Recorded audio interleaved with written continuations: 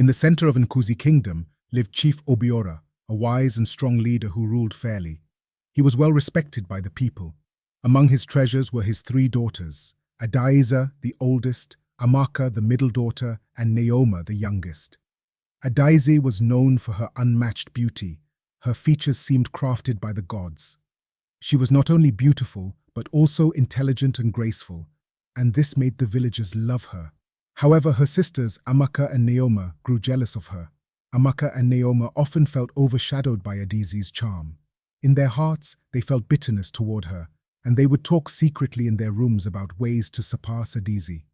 Although they smiled at her in public, inside they felt cold and resentful, and they promised themselves that when the time came, they would make sure Adaeze would not outshine them again. The royal family from the nearby Ikena kingdom announced they would hold a grand festival. This would be a joyful event, but more importantly, it was where Prince Chukwuma, the most desirable bachelor in the area, would choose his bride. Prince Chukwuma was famous for his bravery in battle, his wisdom, and his kind heart. Every young woman in the kingdom dreamed of becoming his bride. Chief Obiora's household was busy with preparations for the festival. He gathered his daughters in the large hall and spoke to them. "My daughters, this is a special occasion. The prince will be choosing a bride, and any of you could be the one to unite our families. Prepare yourselves well, for this opportunity may not come again." Adaeze's eyes shone with excitement as she curtsied.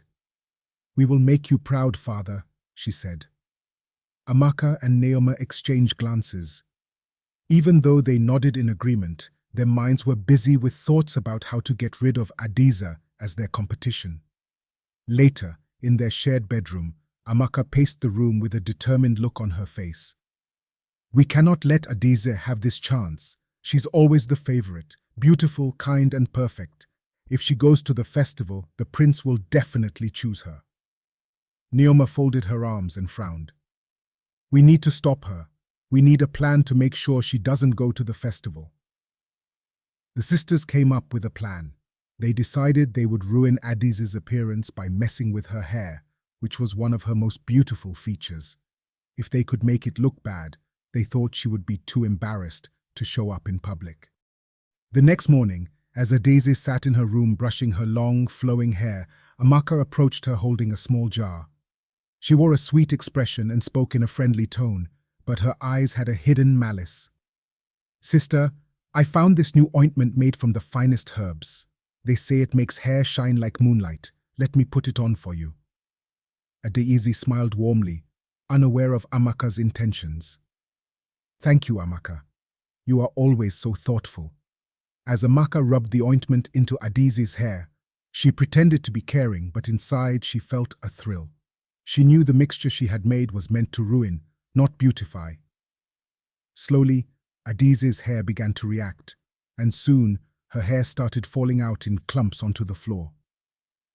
Adaeze's eyes filled with horror as she saw her once beautiful hair lying scattered around her like dry leaves. "What is happening?" she whispered, her voice shaking. Amaka pretended to be shocked. "Oh no, Adaeze, I don't know how this happened. It must have gone bad." Adaeze ran to her room crying. She closed the door, feeling the weight of her shame and sadness. In the hallway, Amaka and Nneoma exchanged satisfied smiles. "This will keep her from going to the festival," Nneoma said with a look of triumph in her eyes. Days went by, and Adaeze refused to leave her room. She felt cursed and believed her beauty was gone. One afternoon, hoping to find some comfort, she went to the edge of the forest where she always felt peace. As she sat beneath an old tree, an elderly woman appeared. She had a warm smile and eyes full of wisdom. "My child, why are you crying?" the old woman asked softly. Adaeze looked up, startled but comforted by the woman's gentle presence. "My hair, my beauty. It's all ruined. I believe my sisters have cursed me and I'm too ashamed to go to the prince's festival."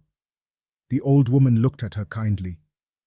"Beauty is not only on the outside, Adaeze. It shines from within. If you trust me, I can help restore what you have lost, but you must prove that your heart is pure." Adaeze wiped her tears. "I'll do anything, grandmother. Please tell me what I must do." The old woman nodded. You must perform 3 acts of kindness within your village. Only then will your true beauty be revealed." With renewed hope, Adaeze went back to the village the next day. She looked for people in need, determined to help them. Her first act of kindness was helping a widow whose house was falling apart. Adaeze worked tirelessly, her hands getting blistered as she patched the walls with clay. When the widow thanked her, Adaeze felt warmth in her heart. Next, she visited an elderly couple who had no family left to care for them. She gathered food from her own kitchen, feeding them and bringing water to their door. The couple blessed her, and their smiles filled Adaeze's heart with joy. For her final act, she helped a sick child whose mother had lost hope. Adaeze went into the forest to gather healing herbs she knew about from her youth. She prepared a remedy and stayed by the child's side, making sure she drank the mixture. When the child's fever broke, the mother's gratitude overwhelmed Adaeze. As Adaeze walked back to the forest, the villagers whispered about her kindness, and many came forward to show their admiration. Despite her sadness, Adaeze felt a lightness in her heart. When she returned to the forest, the old woman was waiting with a pleased smile.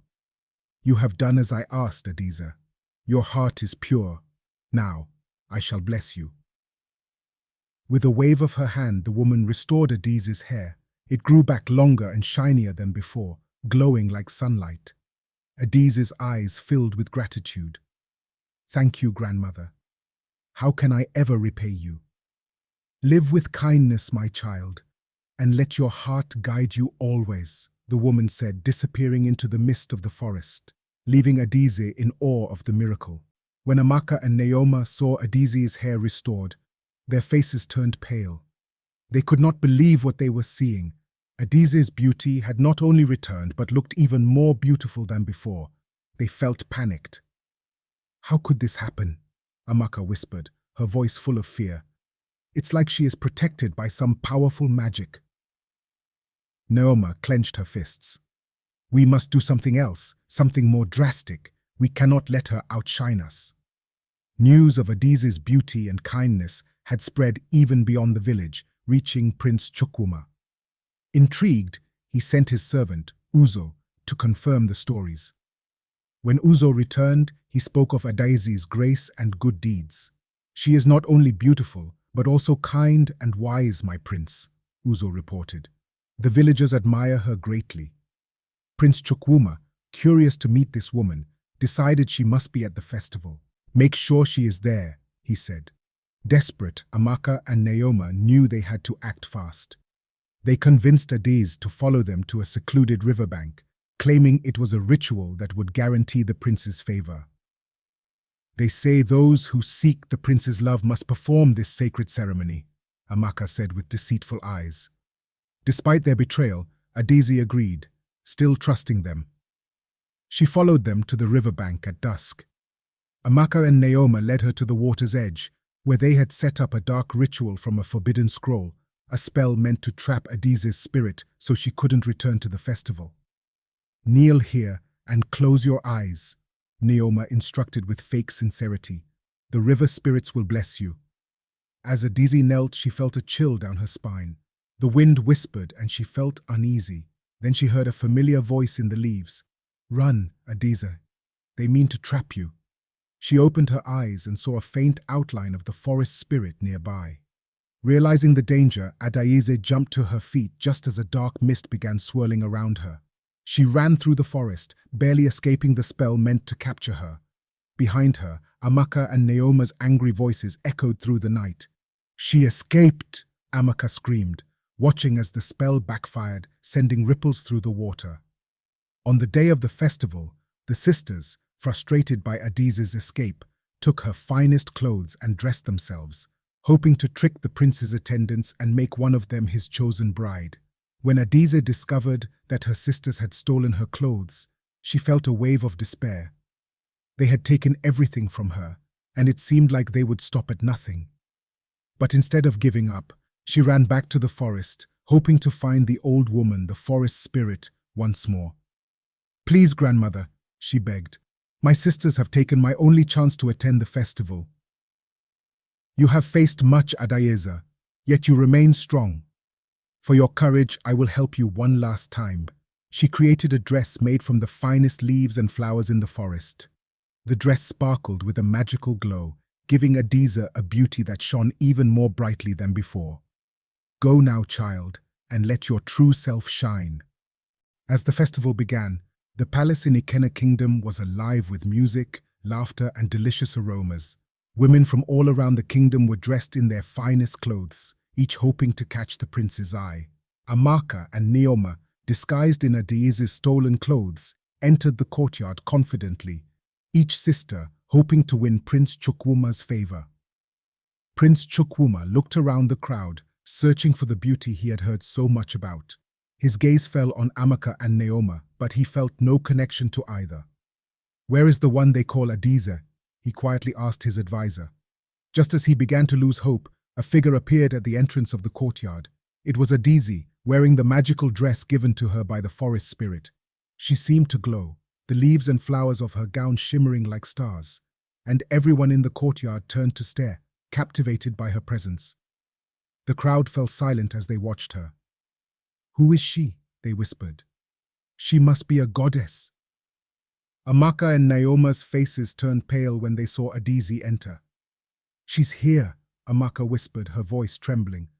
"What are we going to do?" Nneoma's eyes narrowed in anger. "We have to do something now." Prince Chukwuma couldn't take his eyes off Adaeze as she walked toward him. He felt a deep connection to her, as if her very presence spoke to his heart. "Who are you?" he asked when she bowed gracefully before him. "My name is Adaeze, Prince," she replied softly, but confidently. Chukwuma smiled warmly. "I have heard much about you. Your beauty is matched only by your kindness." Seeing that their plan was failing, Amaka and Nneoma became desperate. They began spreading lies among the guests, saying that Adaeze wasn't truly the chief's daughter. "That woman is an imposter," Amaka whispered to the guests around her. "She's using magic to deceive everyone." The rumors quickly spread, and people started to murmur, doubting Adaeze's identity. Adaeze sensed the shift and felt her heart sink, but she stood tall, determined to prove her worth. Amaka and Nneoma approached Prince Chukwuma, bowing before him.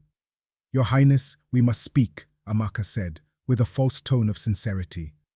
"The woman you see before you is not really the chief's daughter." Prince Chukwuma frowned. "Explain yourselves," Nneoma added. "She is a servant pretending to be our sister. We are the true daughters of Chief Obiora." The prince, now uncertain, looked between Adaeze and her sisters.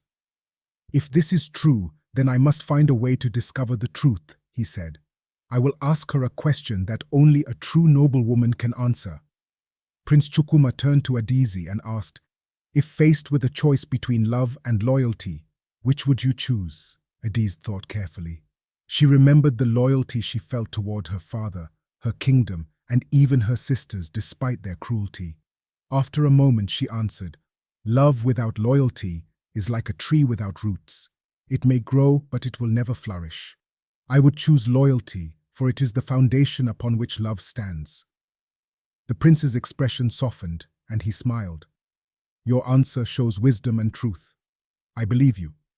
Amaka and Nneoma, seeing that their plan was failing, became more desperate. They went to the council members present at the festival and accused Adaeze of using dark magic. "She's not Chief Obiora's daughter," Nneoma shouted to the guests. "She has bewitched you all."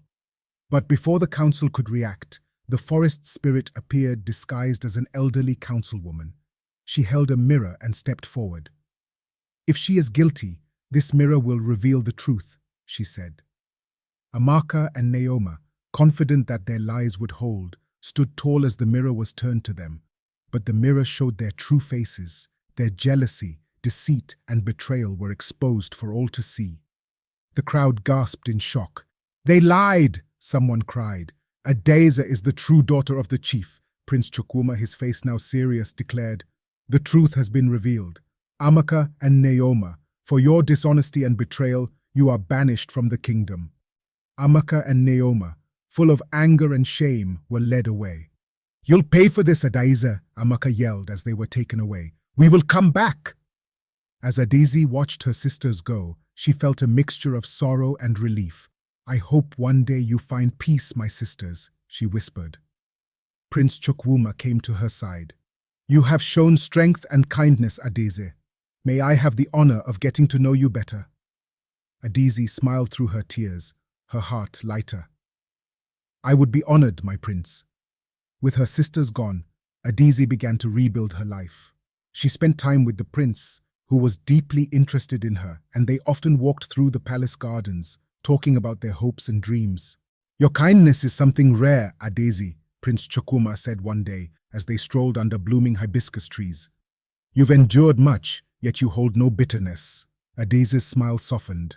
I've learned that holding on to anger only harms the heart, but trusting again is hard, especially after being betrayed by those I loved. With that, Prince Chukwuma lifted her hand to his lips, sealing his promise with a gentle kiss. Meanwhile, far from the kingdom, Amaka and Nneoma wandered in exile, filled with anger. One night, in a dark forest, they met a mysterious sorceress known for dark magic. She had a hood over her face, but her eyes glowed unnaturally.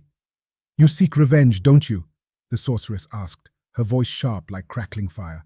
I can help, but there is a price. Amaka and Nneoma exchanged a look. What do you want? Nneoma asked.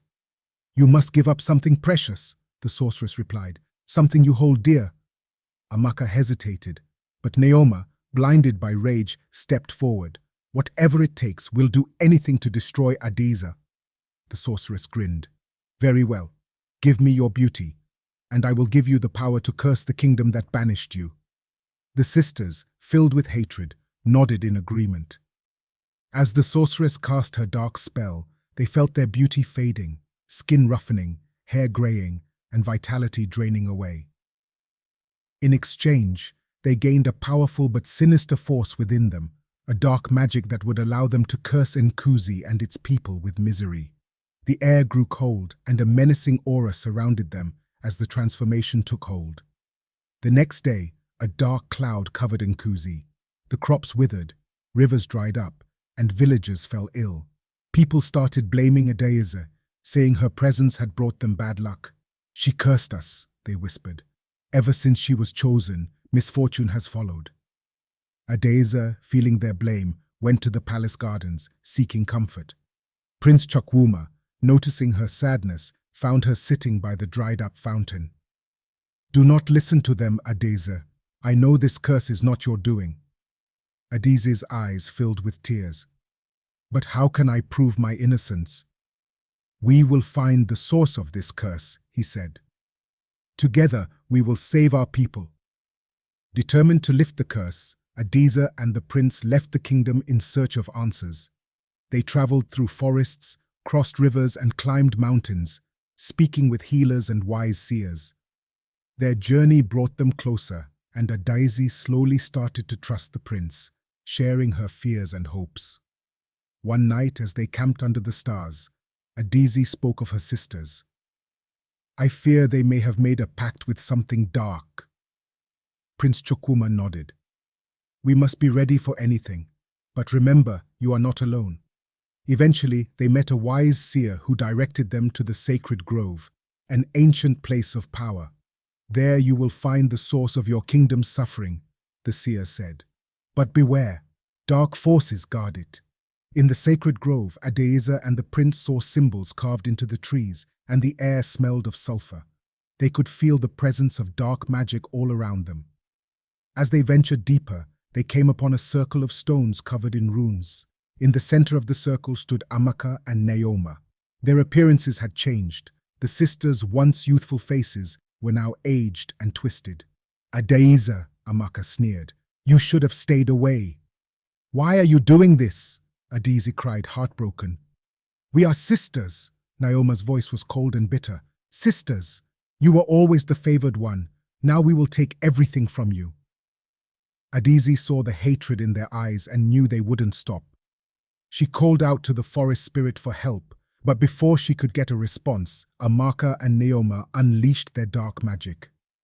The grove erupted in chaos, with dark energy swirling around them.